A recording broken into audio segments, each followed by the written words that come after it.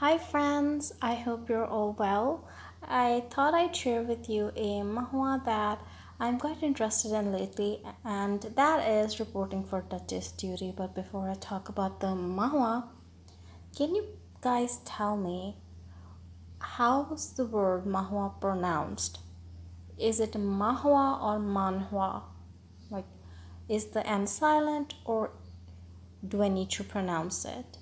Anyways, let me tell you about the premise of the manhwa before sharing my thoughts regarding it.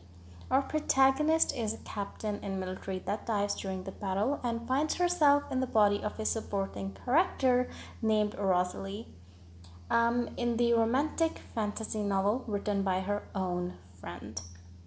I really like this manhwa and I impatiently wait for the next chapter to be released each week. So if you still have not read it, I highly recommend it. The art is absolutely stunning and the female lead is absolutely gorgeous.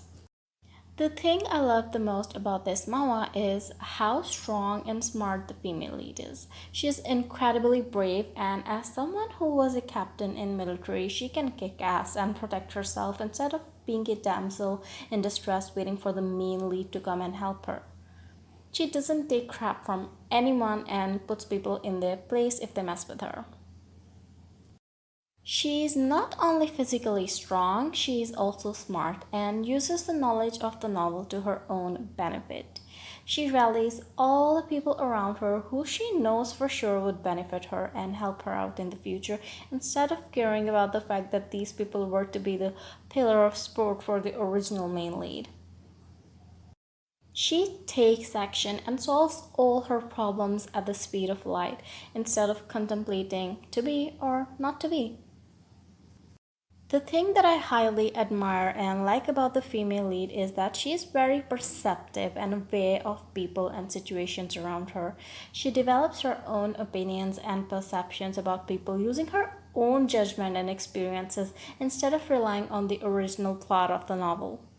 In most manhwas, we see female leads ignoring all the warning signs the OG main characters exhibit just because they put too much faith in the original plot or the way those characters were described or written in the original plot. But here, this is not the case. She doesn't care that the original female lead was a good character in the original plotline. She is suspicious of her at the slightest change in her behavior.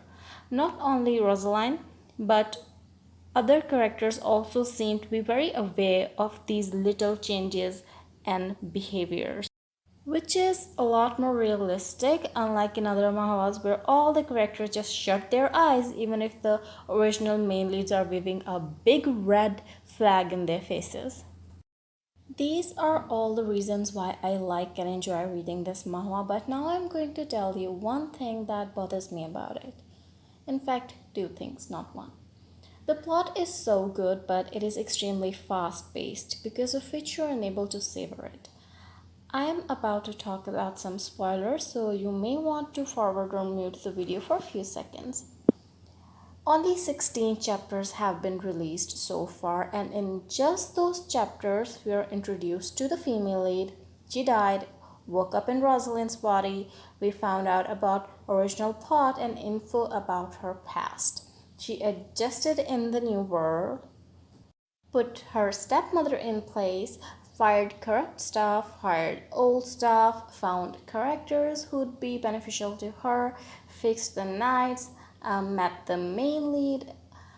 Main lead fell in love with her, went on dates with him, became suspicious of original female lead, went to the ball, got kidnapped, fought off the kidnappers, met the second main lead, made a friend, found a business partner, made a crossbow, and whatnot, all in just 16 chapters. And I'm pretty sure I've missed a lot of things. Great plot, but please slow down and let me enjoy it. In other manhwas, the female leads cannot even reconcile with the fact that they have transmigrated to another world for like, I don't know, 15, 20 chapters. And here everything is just so fast paced. In each chapter, so much is happening. It just jumps from scene to scene instead of lingering and giving us detailed information, which can be very annoying and frustrating at times, especially when it is some sort of a romantic scene. Furthermore, we have very limited access in the consciousness of the characters, so sometimes their actions and behaviors can seem unnatural or forced.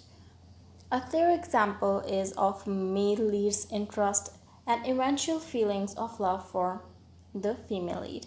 It all happened so fast, and while, yeah, we are privy to some of the thoughts that she's so different, ADC, that's why he's falling in love with her, blah blah blah, which is why he's interested in her. It doesn't make sense how fast he falls for her. Another thing is that we are already shown in the beginning that the original female lead is not a good person. Usually, authors hold back some information to create suspense. But here we are already suspicious of the original female lead's intentions, unless the author has employed red herring and she won't actually be the villain, but that is quite unlikely. It's highly unlikely that that would be the case. I think she is gonna be the villain.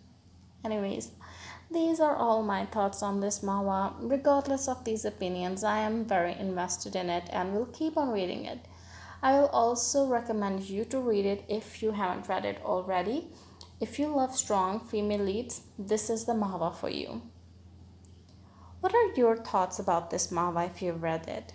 Do you like it or maybe don't like it? Whether you'll read it or not, do share your thoughts in the comments down below, and I'll see you in the next video. Bye, take care.